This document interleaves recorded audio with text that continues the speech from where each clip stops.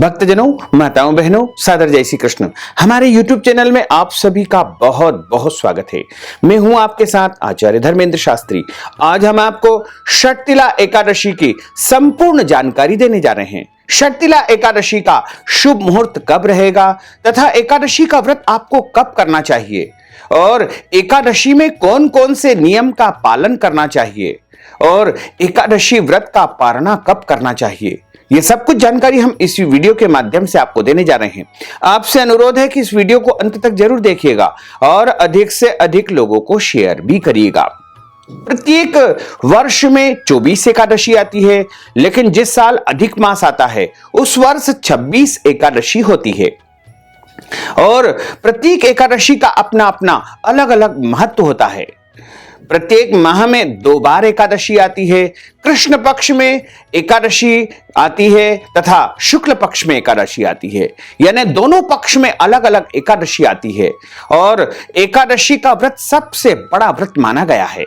एकादशी का व्रत जो मनुष्य करता है उसके जन्म जन्मांतर के पाप दोष नष्ट हो जाते हैं और जब उसके पाप दोष नष्ट हो जाते हैं तब उसके पुण्यों का उदय होता है और जब पुण्य उदय होते हैं तो उसे सांसारिक सुखों की प्राप्ति होती है।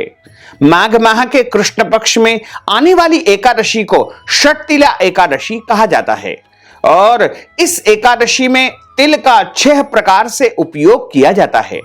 षटतिला एकादशी चूंकि तिल से संबंधित एकादशी मानी जाती है, इसलिए इस एकादशी का व्रत का पालन सभी मनुष्यों को करना चाहिए और इस एकादशी का व्रत सभी को करना चाहिए।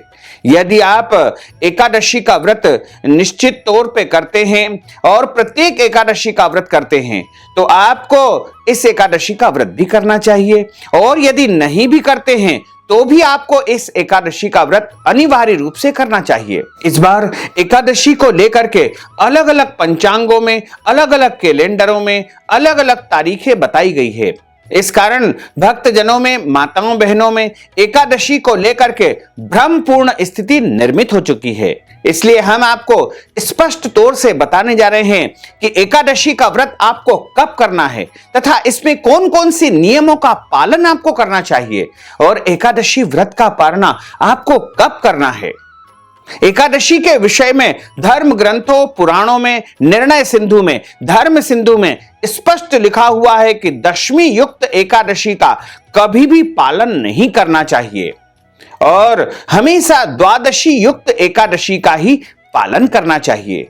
दशमी युक्त एकादशी वैसे तो शैव संप्रदाय के जो भक्तजन होते हैं वो करते हैं, लेकिन जो वैष्णव धर्म का पालन करते हैं उनको हमेशा द्वादशी युक्त एकादशी का ही व्रत का पालन करना चाहिए। इसी दिन व्रत रखना चाहिए। इस बार एकादशी स्थिति को लेकर के जो है काफी भ्रमपूर्ण स्थिति बनी हुई है। एकादशी तिथि का प्रारंभ होगा 7 फरवरी 2021 रविवार के दिन सुबह 6:25 पर एकादशी तिथि प्रारंभ हो जाएगी, जो कि सोमवार को रात्रि 4:47 पर एकादशी तिथि समाप्त हो जाएगी। चूंकि रविवार के दिन दशमी युक्त एकादशी है, इसलिए इस दिन आपको एकादशी का व्रत नहीं करना है। इसलिए आप यदि एकादशी का पूरा पूरा पुण्य फल प्राप्त करना चाहते हैं और हमारे मत के अनुसार तथा वैष्णव मत के अनुसार एकादशी का व्रत रखना चाहते हैं तो आपको 8 फरवरी 2021 सोमवार को ही एकादशी का व्रत करना चाहिए और इसी दिन एकादशी के समस्त नियमों का पालन आपको करना चाहिए और 9 फरवरी 2021 मंगलवार के दिन सुबह 7 बजे से लेकर के 9:30 बजे के मध्य आपको व्रत का पारणा करना चाहिए, यानी व्रत खोलना चाहिए। तो यदि आप एकादशी का व्रत प्रारंभ करने जा रहे हैं या फिर हमेशा एकादशी का व्रत करते हैं तो आपको 8 फरवरी 2021 सोमवार के दिन ही एकादशी का व्रत करना होगा और जो मनुष्य एकादशी का व्रत करता है उसे दशमी तिथि से ही एकादशी का नियम पालन आरंभ करना होगा। यानी आपको 7 फरवरी दशमी तिथि के दिन एक समय भोजन करना है तथा उस दिन भोजन में लहसुन, प्याज, मांस, मदिरा का उपयोग बिल्कुल नहीं करना चाहिए। दशमी तिथि के दिन भी चावल का उपयोग भोजन के साथ नहीं करना चाहिए। यानी दशमी तिथि से ही चावल का परित्याग कर दिया जाता है और दशमी तिथि की रात्रि में ब्रह्मचर्य व्रत का पालन करना चाहिए और एकादशी तिथि को प्रातःकाल यानी 8 फरवरी 2021 सोमवार को जल्दी उठ करके स्नान करना है। स्नान करने के पश्चात आपको शुद्ध वस्त्र धारण करना है, देवी देवताओं का पूजन करना है और भगवान सूर्य देव को जल अर्पित करना है। उसके पश्चात हाथ में जल लेकर के, तुलसी पत्र रख करके, पुष्प रख करके और कुछ धन राशि या फिर अक्षत आदि, तिल के अक्षत इसमें रखना चाहिए। क्योंकि चावल के अक्षत इसमें वर्जित माने जाते हैं, इसलिए इस एकादशी में तिल के अक्षत रखने का विधान है और इस एकादशी के दिन तिल मिश्रित जल से स्नान करना चाहिए और तिल का उबटन लगाना चाहिए और तिलोदक यानी तिल पिसा हुआ उसका तिलक लगाना इस दिन बहुत ही शुभ और कल्याणकारी माना जाता है। तथा तिल से हवन करने का भी विधान है। तिल का भोजन यानी तिल की वस्तुएं इस दिन उपयोग में ली जाती है और इसी के साथ जो है तिल का दान भी इस दिन किया जाता है। तिल से बनी मिठाई का उपयोग इस दिन फलाहार में करना चाहिए तथा ब्राह्मणों को भी तिल से बनी मिठाई या तिल का दान करना सर्वोत्तम माना गया है।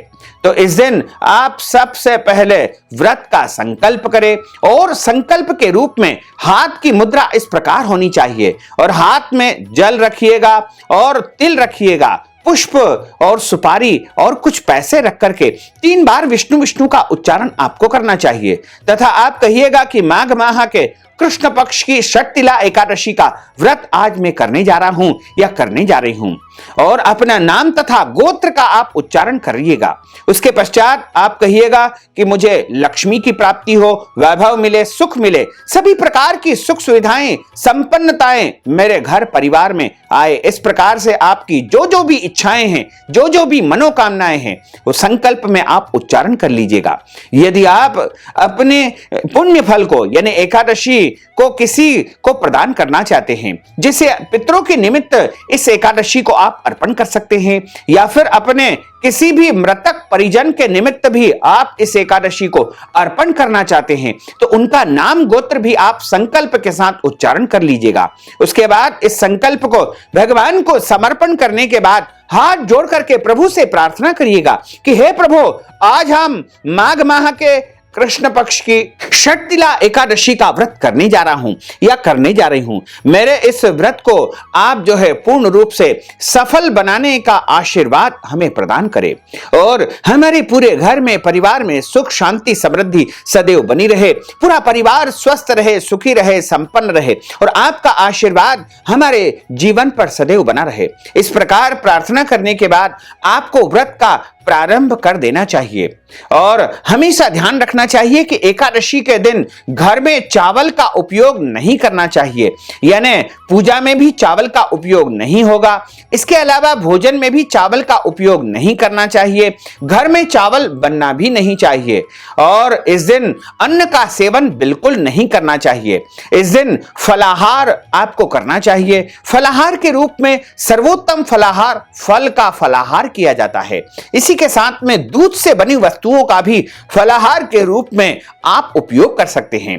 क्योंकि इस एकादशी का नाम षटतिला एकादशी है, इसलिए इस दिन तिल से मिश्रित फलाहार सर्वोत्तम रहेगा। इसके अलावा अन्य फलाहार का भी आप उपयोग कर सकते हैं, लेकिन तिल से बनी वस्तुओं का जरूर उपयोग करें क्योंकि तिल जो है भगवान के शरीर से उत्पन्न हुई है और इस दिन तिल का उपयोग करना बहुत ही कल्याणकारी और पुण्यदायी माना जाता है। ऐसा धर्म ग्रंथों और पुराणों में लिखा हुआ है कि तिल का उपयोग करने से और तिल का दान करने से, तिल से स्नान करने से, तिलोदक का उपयोग करने से, तिल का उबटन लगाने से, तिल का हवन करने से, तिल का भोजन करने से, तिल का दान करने से मनुष्य के कई जन्मों के पाप दोष नष्ट हो जाते हैं तथा उसके पुण्यों का उदय हो जाता है। इसलिए इस दिन तिल का उपयोग आपको अवश्य करना चाहिए। और उसके बाद आपको प्रातःकालीन वेला में भगवान का पूजन अर्चन करना चाहिए। प्रभु को नए नए वस्त्र धारण करवाना चाहिए। उसके बाद भगवान की स्थापना आपको एक चौकी के ऊपर पीतांबर बिछा करके और उनके ऊपर लड्डू गोपाल, राधा कृष्ण या भगवान लक्ष्मी नारायण को बैठा करके उनका विधिवत पूजन करे, कलश का पूजन करे तथा उनकी आरती उतारे और नैवेद्यम के रूप में उनको फल या फलाहारी वस्तु का भोग लगाए और उसके बाद स्वयं प्रसाद के रूप में उसको ग्रहण करें। फलाहार आप एक समय ग्रहण कर सकते हैं, 2 समय भी आप उपयोग कर सकते हैं। यदि आप चाहें तो निर्जला व्रत भी कर सकते हैं। यदि आपका शरीर साथ नहीं दे तो आप 1 से अधिक समय फलाहार का उपयोग कर सकते हैं। यदि आप रोगी हैं तो आप निश्चित होकर के दवाई का उपयोग कर सकते हैं, लेकिन ध्यान रखें कि इस दिन लहसुन, प्याज, मांस, मदिरा का उपयोग बिल्कुल नहीं करना चाहिए। और एकादशी के दिन झूठ नहीं बोलना चाहिए। एकादशी के दिन क्रोध नहीं करना चाहिए। एकादशी के दिन विवाद या लड़ाई झगड़ा बिल्कुल नहीं करना चाहिए। एकादशी के दिन घर के बड़े बुजुर्गों का, माता पिता का, सास ससुर का अपमान नहीं करना चाहिए। उनका दिल नहीं दुखाना चाहिए। उनकी सेवा और उनकी जो है इस दिन अच्छी प्रकार से जो है सम्मान करना चाहिए। इस प्रकार आपको एकादशी के दिन पेड़ पौधों को नहीं काटना चाहिए। इस दिन तुलसी का उपयोग करना बहुत आवश्यक होता है, क्योंकि इस दिन पेड़ पौधों को काटना और पत्ते या फूल का तोड़ना वर्जित माना जाता है। इसलिए एक दिन पहले ही आपको तुलसी पत्र और पुष्प आदि तोड़ करके रखना चाहिए। तुलसी पत्र कभी भी बासी नहीं होते हैं। कई दिनों तक आप तोड़ करके तुलसी पत्र का बारंबार धो कर भी उपयोग कर सकते हैं। चढ़ाए हुए तुलसी पत्र उठा करके बार बार धो कर भी आप उपयोग कर सकते हैं। इसके अलावा एकादशी की रात्रि में ब्रह्मचर्य व्रत का पालन करना चाहिए और इस दिन रात्रि में जागरण करना चाहिए। पूरी रात यदि आप नहीं जाग सकते हैं तो 1 पहर जाग सकते हैं।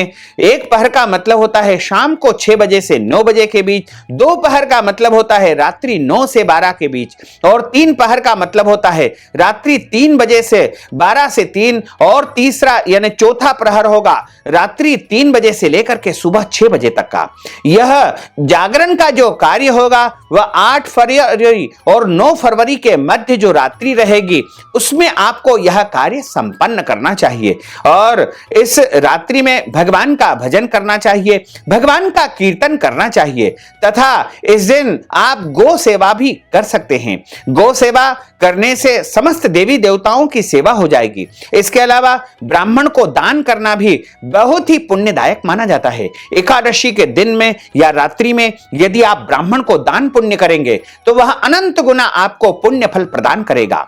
और एकादशी का जो मनुष्य व्रत करता है, उपवास करता है, उसको एकादशी की कथा जरूर सुनना चाहिए, क्योंकि जब तक आप कथा का श्रवण नहीं करेंगे तब तक आपको एकादशी का पुण्य फल प्राप्त नहीं हो पाएगा। और कथा सुनने के बाद हमेशा दक्षिणा अवश्य देना चाहिए। कथा हमेशा ब्राह्मण के मुख से ही सुनना चाहिए। ब्रह्म वाक्य जनार्दन, यानी ब्राह्मण के मुख से स्वयं भगवान वासुदेव जनार्दन ही बोलते हैं। इसलिए कथा सुनने के बाद अपनी श्रद्धा के अनुसार, अपने सामर्थ्य के अनुसार, अपनी हैसियत के अनुसार ब्राह्मण को कुछ न कुछ द्रव्य दक्षिणा अवश्य ही प्रदान करना चाहिए, जिससे आपको एकादशी का पूरा पूरा पुण्य फल प्राप्त हो सकेगा। माघ माह की षटतिला एकादशी के दिन तिल का उपयोग करना परम पुण्यदायी और लाभदायी माना गया है। एकादशी का व्रत करने से मनुष्य के सभी पापों का नाश हो जाता है।